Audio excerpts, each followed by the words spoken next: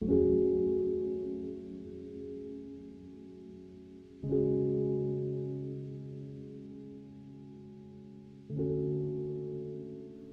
there everyone, it's Christy. I'm back from my conference, which was good and intense and productive, and it's, I've been doing YouTube now for 2 years, and it's just strange to me to not make a video for an entire week.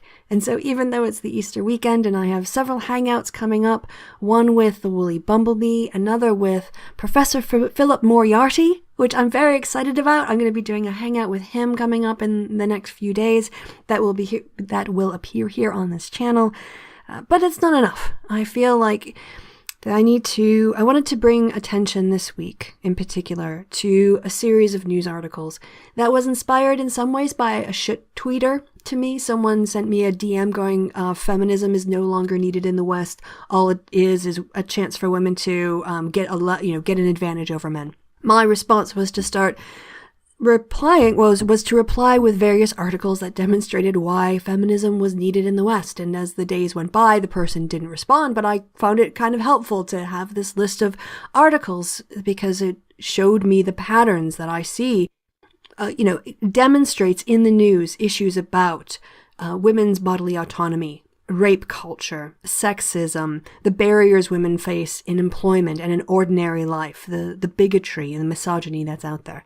So I thought I would do a series, just basically a video that highlighted it, show you what I notice in the news for a week. And so obviously this is a spoof title, This Week in Stupid Misogynists. Let's get started. And I'm going to warn you guys, this is not going to be a up and positive and happy episode. Sadly, these are really difficult and tragic issues.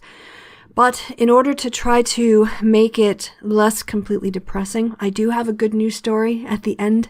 And also, I want to have a discussion near the end about the article that came out from the South African Huffington Post by an MA student in philosophy on the issue of male suffrage, white male suffrage in particular. So that's what we're going to be looking at, news stories from across the world, mostly the West, to be honest, and stories that really focus on the problems and challenges women face that make feminism necessary. If you've been on Twitter recently and you've followed me and followed other people on the YouTube atheist community on both sides of the issues, you will probably have seen this hashtag Save Dina Ali. This is bringing attention to the plight of a Saudi woman who, seeking asylum, was forcibly returned home. And this hashtag and her experiences are raising issues of male guardianship and also the oppression of women in Saudi Arabia. So according to this article on the BBC, Dina Ali Lassoum was reportedly en route from Kuwait to Australia via the Philippines, but was taken back home in a Manila airport by her family. She used a Canadian tourist phone to send a message in a video that was posted on Twitter saying that her family would kill her. She arrived in Riyadh on Tuesday night, and her fate remains unknown at the time that this blog was published. There are real problems, as we all know. Saudi Arabia is one of the worst countries for respecting women's dignity and women's rights and autonomy. The problem, of course, is trying to get the Saudi Arabian government to pressure points that will make them act in a more humane and humanitarian and humanist fashion. So what I'm going to do is I'm going to add a link to the Save Dina Ali online petition at change.org. Hopefully other groups bringing attention to this will force the Saudi government to not allow her to be harmed by her family because of the international embarrassment. The more pressure that can be put on the Saudi government to elevate women's rights in their countries is a good thing. So if you can go ahead and sign that petition, or if you know other ways of putting pressure on the Saudi government, please leave it in the comment section below and other people here will see it and share it. Of course, Muslim women are not only oppressed by their own governments. Many women are oppressed in the West, where they are meant to have liberty and freedom. And this story, I'm sad to say, comes from my home state of Wisconsin, where a man approached a Muslim woman, tried to tear off her hijab, and when he couldn't, he decided to beat and then stab her. It doesn't take a genius to figure out that if you're upset with the oppression of women under Islam, the people to take it out on are not the women who are oppressed. I know that it's easy to see a woman and know that she's Muslim because she is forced to physically display the conformity to her religious beliefs for the whole world to see, in a way that men who are Muslims are not. But when you get angry at seeing the hijab as a symbol of oppression, your reaction should be empathy. Because it might be the case that woman doesn't want to go outside dressed that way, but her fathers and her brothers and her cousins won't let her do anything except that. And how does it solve the problem of her oppression by a patriarchal, misogynistic religion? And how does it solve the problem to treat her with the same contempt and misogynistic attitudes that her religion forces upon her? Or even worse, with violence? How do you end the oppression of people by attacking the oppressed? It makes no sense. And I think we all need to step up and speak out against targeting of Muslim women because they are easy targets, because they have to wear their religious conformity. In the newspaper article, the victim told the local news station, "I said to myself, I'm going to die today for sure." So he gets up from the car and told me to come here. He said to take my hijab, my scarf. I tried to fight him. Don't take my hijab, you know? So he threw me on the floor. Then he beat me like an animal. One of the spokespeople for the Muslim Society said that because nothing was stolen and there was no robbery, the only motive they can think of, because everything stayed with her, that this individual went straight for her scarf. Therefore, it's a hate crime. According to this article in The Independent, the number of hate groups specifically targeting Muslims nearly tripled in the US across 2016, and figures from major cities suggest that Islamophobic hate crimes have been on the rise since Donald Trump was elected. You're not going to make your case that the United States is a moral secular country by attacking Muslim women who have to conform their clothing to a misogynistic patriarchal religion. I hope we're all clear on that point now. Our next story deals with an Ethiopian man who was convicted in Georgia of mutilating his 2-year-old daughter's genitals. He has been sent back to his home country by the United States Immigration and Customs Enforcement Agency. The man served 10 years in prison, and it's thought that this was the first criminal conviction in the United States for female genital mutilation. I do think, personally, my opinion is that if people come to the United States and other countries where these practices are illegal, and I think they should be illegal in all countries, there should not be exceptions made for customs. Now, I also feel the same way about the circumcision of boys. I think that genital mutilation of children is wrong in every case, in every single case. And I think that if you want to have these kinds of rituals, you can wait till the child is old enough to consent to participate. That's my stance, always has been. I hope it always will be. I believe in bodily autonomy and see no reason why parents should be able to cut parts off of their children just because they donated their genetic materials to that person's body. That body does not belong to them. It belongs to their children. And the awareness of female genital mutilation being illegal, having resources and other things in a community where if these practices are going on in secret, that school officials can report it, other members of the community can report it, and children can be made safe. That's an active practice that we need to be doing. Keeping children safe from these kinds of lifetime mutilations of their bodies is something that we have to pay attention to, and that's something that I know as a feminist I'm definitely committed to. The next case is also about female genital mutilation. This is a woman who's been avoiding having herself cut since she was young, has fled to Australia for asylum protection, and has been turned away. A woman who escaped from Ghana to avoid female genital mutilation has been ordered to leave Australia in just over 2 weeks after her application for a protection visa was rejected. Patricia Osei, who has a 4-year-old daughter and an Australian de facto husband, fears she will be kidnapped when she returns to Ghana and forced to undergo the potentially deadly procedure. She has implored the Australian Federal Immigration Minister, Peter Dutton, to intervene on compassionate grounds after a tribunal recently rejected her application. She became scared of the tradition as a child when an older woman bled to death. From the age of 9 until 6 years ago when she arrived in Perth, aged 30, she would run away every July, the month when women are made to have their genitalia mutilated. She would sleep on the streets and scavenge for food in cities and other villages.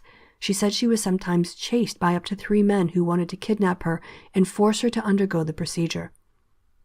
Miss Osei is literally and metaphorically a marked woman with a scar on her cheek, inflicted on all women from her tribe, making it easy for her tribesmen through the bush telegraph to track her down in other villages and cities. Quote, "I have always been running and running and running. I could not stop running until I got to Australia," she said from her St. James unit. "I would rather die than go through that pain." Our next story also deals with female genital mutilation, this time in the United Kingdom. And this story talks about how female genital mutilation is affecting the West Midlands, where the Birmingham Mail writes Sandwell and West Birmingham, CCG, saw the highest number of female genital mutilation cases. From the article, doctors in West Midlands are identifying 20 new cases of female genital mutilation every week. Between October and December 2016, those are the latest figures available, the total number of female genital mutilation attendances rose to 255, compared to 220 in the same period in 2015. Locally, Sandwell and West Birmingham CCG saw the highest number of FGM cases, with 80 new women recorded. That compares with 73 in the same period in 2015. Across the whole of England, 2,332 attendances for female genital mutilation were recorded during the last quarter of 2016. These attendances included 1,268 women or girls whose cases were newly recorded. I know that there are many people who want feminists in the West to only focus on women in the Middle East, but the fact is that these are neighborhood issues. These are cases of oppressive, patriarchal, misogynistic practices that are happening, if you're in the UK, maybe right next door. So feminism is needed in the West. And feminists and people who support women's bodily autonomy, we need to be aware of these cases, outraged by them, and working on changing the cultural practices in these communities to prevent girls from being mutilated like this. We have it within our ability to bring attention to this and to protect these girls. And the question is, what are we doing? And I'm going to tell you, making a YouTube video isn't enough. I'm sitting here making this video myself thinking, I'm not doing enough. I don't even live in the UK, and I don't feel like I'm doing enough. So, again, the idea that we don't need feminism in the West is just refuted by looking through and paying attention to the stories in your own newspapers. Another reason that we need feminism in the West is to bring awareness to, pay attention to, and speak out against institutional practices that protect sexual predators or leave people vulnerable to sexual attacks. Whatever you think about the civil law breaking that is violating your visa stay, it's not a criminal act when you are an undocumented worker. It is a civil crime. I don't think any of us would say that because you are in a country illegally, you deserve to be sexually assaulted, or that if you are in a country illegally, if you are sexually assaulted, you should have no recourse or no protection from that. And yet we have there are concerns about how people are being treated in U.S. custody. An advocacy group said Tuesday that the U.S. Department of Homeland Security's internal watchdog fielded more than 1,000 complaints of sexual assault or sexual abuse from people in U.S. custody in a little more than 2 years. Community Initiatives for Visiting Immigrants in Confinement is the latest group in recent years to document allegations of abuse at immigration detention centers based on information obtained from public record requests. The number obtained by the group doesn't provide details on individual cases, including how many alleged perpetrators were other detainees or staff, and it doesn't provide a full accounting of how the complaints were addressed. Still, they suggest complaints are common. This is something, again, that we should be concerned about. Because you're an undocumented immigrant, you don't lose your human rights. You don't lose the right to be safe from sexual abuse or sexual harassment. And paying attention to these concerns, whether it's detainee on detainee issues, that has to be something we look at to make sure people are safe when they are in these holding places and detention centers. If it's staff on detainee, then that has to be taken very, very seriously, just as we would in prison. If prison guards were sexually abusing prisoners. That's being detained does not deny you your humanity. And again, this is something that I think feminists in particular pay attention to because of the vulnerability of women to these complaints. They're disproportionately made by women, and these are disproportionately women's concerns. But obviously, any sexual assault, any sexual abuse, whatever the sex or genders of the perpetrators and the victims, these are wrong. They need to be identified and dealt with in a rigorous manner that makes sure people are protected and safe. So again, another issue of that I think is something that is a feminist issue, protecting people from sexual assault. Disproportionately women, but it covers everybody. Staying in the U.S., this next story covers the San Bernardino shooting that was initially considered sort of worried it was an act of terror. As news came out, it was revealed that it was really an issue of domestic violence. As they write here in the Huffington Post, the story police told was as American as apple pie, a rage-filled man taking his wife's life. On Monday, Karen Smith was doing what she loved, teaching students with intellectual disabilities, when her estranged husband walked into her classroom armed with a .357 handgun, police said. He just shot everywhere before reloading and killing himself. A child who witnessed the scene told the Los Angeles Times. Smith died. 2 of her students were also hit by errant bullets. One 8-year-old, Jonathan Martinez, died later that day. The 8-year-old and his teacher were dead, but the public breathed a sigh of relief. At least the shooting was not an act of terrorism. That reaction, or lack of one, is misguided. The latest San Bernardino shooting was also an act of terror, a much more common kind, with a much higher death toll, the kind women face when trapped in abusive relationships. According to PolitiFact, there have been 71 deaths due to extremist attacks on U.S. soil from 2005 until 2015. Compare that to the drumbeat of women killed by their intimate partners, which number 3 daily. In California alone, there were 118 domestic violence-related homicides in 2015. On average, there are nearly 11 murder-suicides nationally each week. Most involve a man killing his wife or girlfriend using a gun, but they get little sustained media attention. Smith was planning to divorce Anderson after a brief marriage, her mother told the Los Angeles Times. Women are in the most danger when they are trying to leave relationships, experts say, and Black women have historically disproportionately experienced high rates of fatal domestic violence. In 2013, Black women were murdered at a rate 2.5 times that of white women, according to a study that examined incidents in which men killed women. This is why we need feminism, because even though terrorist attacks are far less common, we are less impacted by a man killing a woman because it's so routine. It shouldn't be routine.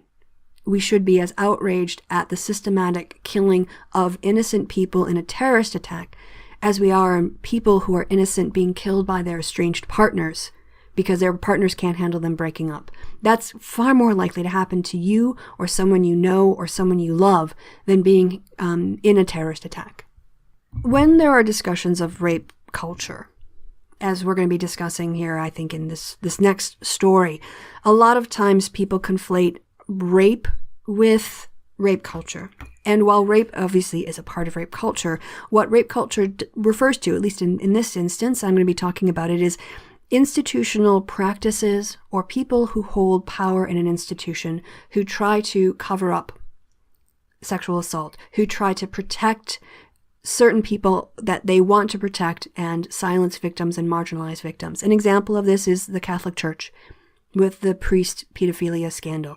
That is an example of a rape culture because men who sexually assaulted children, who raped children, were protected and they were allowed to go on and continue to commit more sexual assaults against more children. You can see it with the Jerry Sandusky sexual assault case where the university tried to protect him, and as a consequence of their trying to protect him and ignoring the consequences and the severity of his sexual assaults, he was allowed to victimize more people. This case is also dealing with that kind of institutional cover-up of sexual assault, trying to minimize the crime of sexual assault, which of course then emboldens and encourages or at least allows sexual predators to go on and potentially victimize more victims, if that's slightly redundant. This case, though, it's not a traditional sexual assault scandal as we would think of, where we're talking about boys sexually assaulting girls. Here we're talking about sexual assaults that are being covered up as part of hazing rituals. From the article, an explosive high school sexual assault scandal rocking the small town of Lavernia, Texas, widened Tuesday with the arrest of 3 additional students and the filing of a federal lawsuit alleging school officials knew about the criminal hazings going on in the athletic program and failed to protect student victims. Again, that's why I'm calling it a rape culture story. 3 members of the school's basketball team were released from Wilson County Jail after they were booked on sexual assault charges on Tuesday. According to the arrest affidavits, the 3 high school athletes overpowered and held down a struggling 15-year-old, while one of them inserted a flashlight into his rectum. The victim did not report the alleged assault to his parents, but later described the attack in a videotaped interview at the Children's Alliance of South Texas. Dozens of alleged victims have come forward to authorities in the last month with claims of sexual assault, including sodomy, as part of hazing rituals practiced by Lavernia High School varsity athletes. A total of 13 students, 6 of them adults, have now been arrested and charged with sexual assault. But the case goes just beyond the students, according to a new lawsuit filed in Texas. School coaches allegedly sanctioned these rituals, while other school officials turned a blind eye toward the abuse even after the abuse was reported to them, according to the 19-page complaint. This article is quite lengthy and worth your time to learn the details of this case. I will go ahead, of course, and put a link in the description box below. And I just want to point out, again, before moving on, when people deny rape culture exists, when people deny rape culture is a thing that happens in the West, they're denying that what is happening at this institution is wrong or a problem. This is what a rape culture is. It's a culture, an institutional practice in this case, that excuses and overlooks the sexual crimes of certain individuals that have a high status. And that allows them, of course, to continue to engage in sexually abusing other people. It allows the predators to continue to victimize people. And until we recognize the way that systems protect rapists, and we look at the institutional incentives to protect people who commit sexual assault or rape, and we undo those perverse incentives to stay quiet, to push it all under the rug, then we're going to not be dealing with the problem at the institutional level. And that's what I think the point of discussing rape culture is to look beyond the individual criminals who are the people accused of committing these crimes and look at the way that institutions either minimize the problem, thereby allowing it to continue, or actively cover it up. Another story out of the United States, we have seen nonstop the way that Republicans go after Planned Parenthood and women's health. This is another step in that. We've seen Donald Trump going after, he's gagged medical officials around the world, or at least tried to gag them in order to prevent them from even discussing abortion as an option with patients in other countries. And now he has signed a resolution that will allow states to withhold Title X family planning funds from Planned Parenthood or other abortion providers. Rather than caring about women's health, what they want to do is use the power of the state to control women's bodies. And if you're a libertarian, and if you believe in bodily autonomy, as I do, if you think that people ultimately have the ability to decide whether or not, they want a vasectomy, they want to have an abortion, obviously there are issues here with conflict of interest when the state should intervene. If the fetus is viable enough to live independently, then of course I think the state has a vested interest. But if we're talking about, abortion within the first trimester, or the first 4 months, then why should the state force women to have babies that those women can't afford to have, or they're not ready to have, or they're just not, they don't want to be parents? Why is it the business of the state to deny women the ability to control their own fertility, either through accessing contraception, which is also something that these people are going after, or for whatever reason, contraception fail, whatever reason they need abortion services? Why should the state deny women that health care access? Again, this is why we need feminism in the West.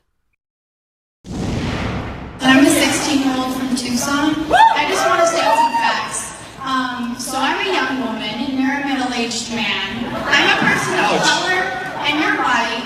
I come from a background of poverty, and I didn't always have parents to guide me through life. You come from privilege. So I'm wondering, as a Planned Parenthood patient and someone who relies on Title X, who you are clearly not, why it's your right to take away my right.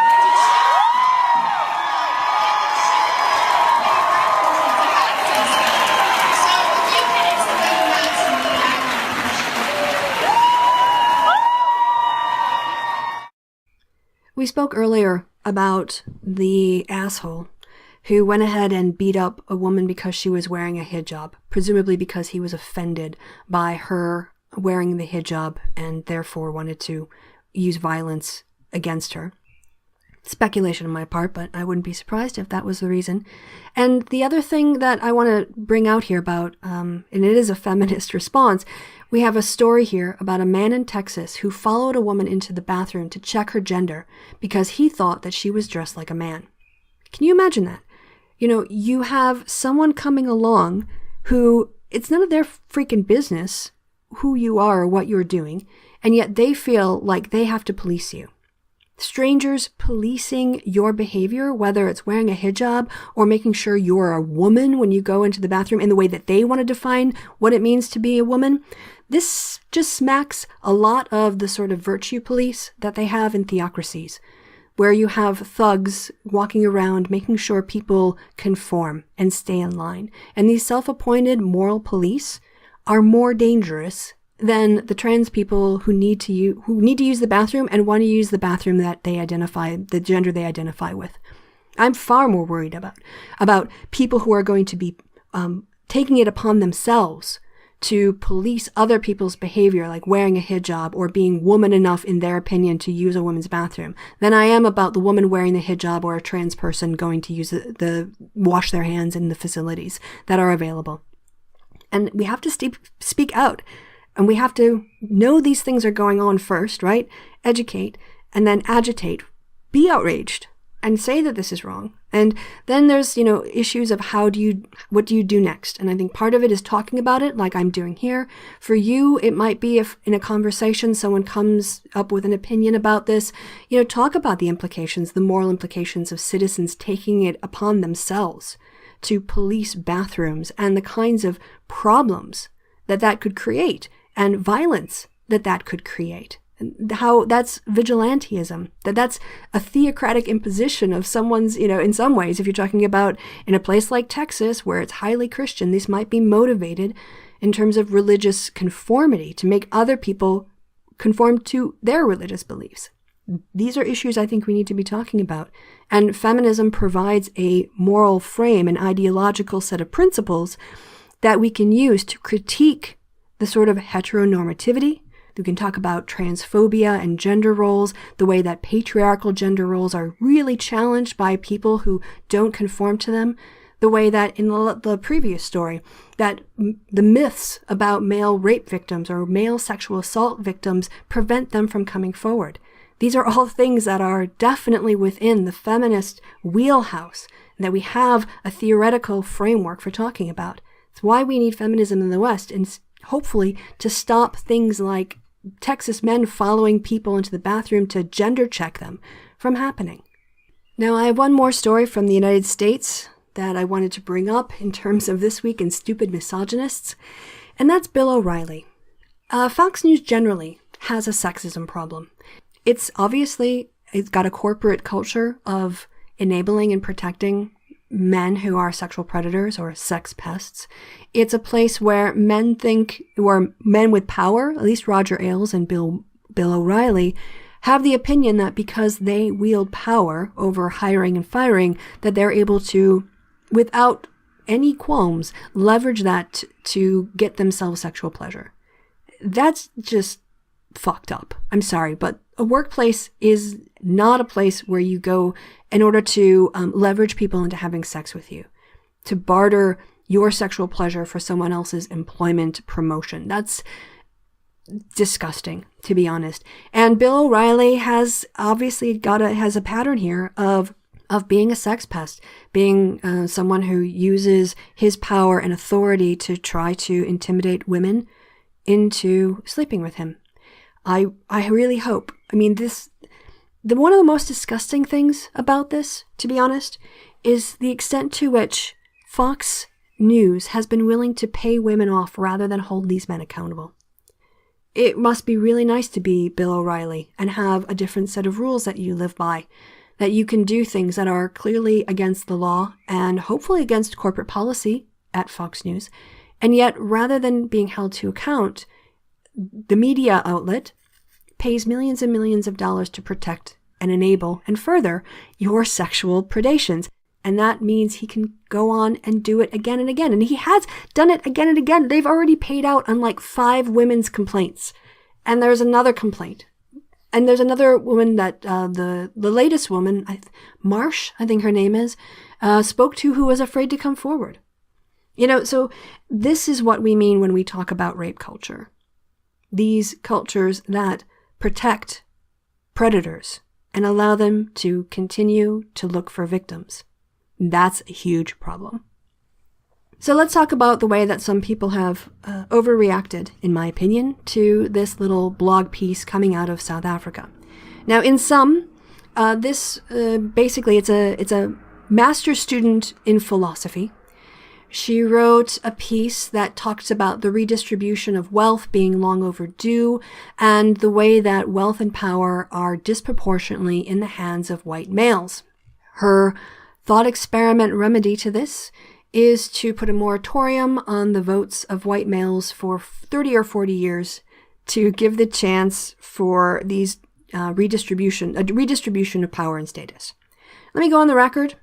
I do not agree with this article. Many people, even when I've told them, one person in particular, when I told them I disagreed with this article, accused me of agreeing with it, even though I stated that I disagreed with it. So I know there are a lot of people who want to put words in my mouth on this issue, that somehow I would support this. Not the case. I don't support denying anyone the vote.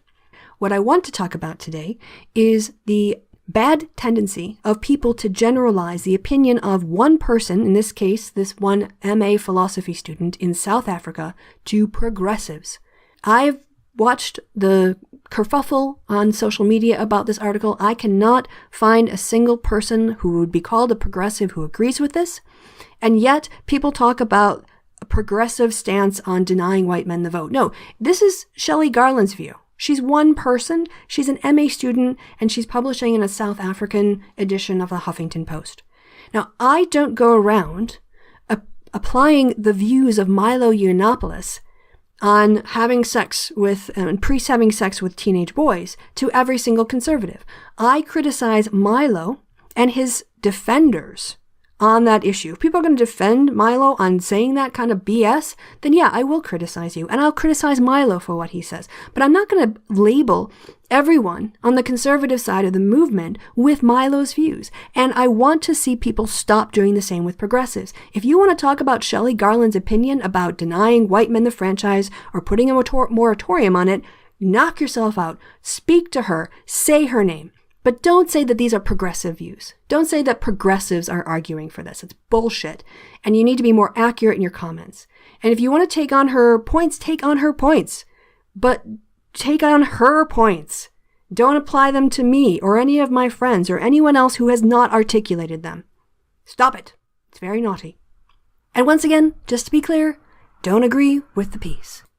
Okay, guys, so I know this has been a rough episode. It's been pretty depressing. We've got Saudi Arabia, anti-women policies, female genital mutilation, rape culture.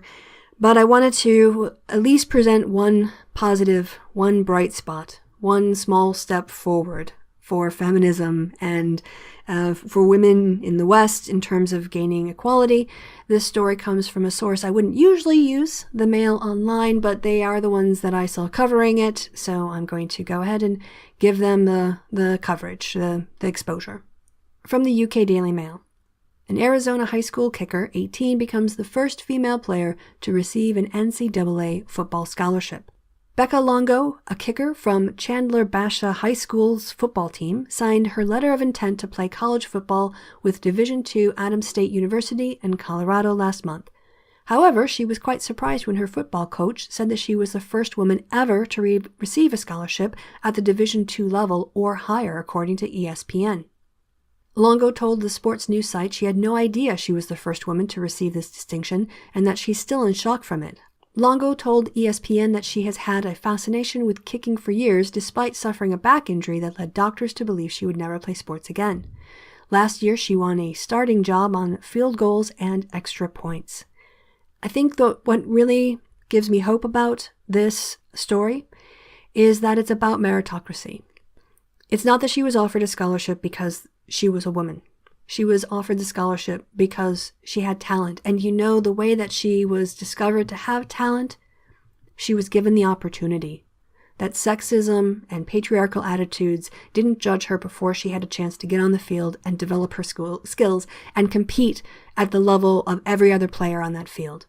And I think that ultimately this is what about feminism gives me hope in terms of moving forward, is that the more that we can tear down the sexist assumptions and the barriers to women's participations in traditionally non-female spaces, that we can find really talented people who have more of an opportunity in the 21st century than in any other time in human history to really develop their talents. And if we allow people who have talent to develop that talent without barriers because of their sex or their ethnicity or their disability, then we all benefit. Meritocracy is good for everybody. And ultimately, as an American and as a feminist, true meritocracy, the true rising to the top of people who have talent and are willing to work hard for it, that's really the kind of society I want to see. Is a society where talented people flourish to their and our benefit. All right, guys, I hope you enjoyed this one-off, perhaps, episode of This Week in Stupid Misogynists. It's been good for me to kind of show you the stuff that I see in the news, the stuff that pops up on my Twitter feed, and then I click the link and I want to know more about. Because all of these, to me, are examples of why we need feminism in the West and in the East, in the North and the South, and all over the world. If you want to follow along with these kinds of stories, I do put a lot of them on my Facebook page for my YouTube website. You can go and find that by scrolling in the description box near the bottom. You can join or like that page, and then you won't have to I'll put these stories up. You don't have to look for them yourselves. You can just follow my feed on Facebook. I also, of course, tweet a lot of these things on Twitter. You can stay in touch with me there. So, I've gotten a lot of videoing out of my system now. This has been a rather long one, and I feel much better for it. So until my upcoming various hangouts, I've been Christy.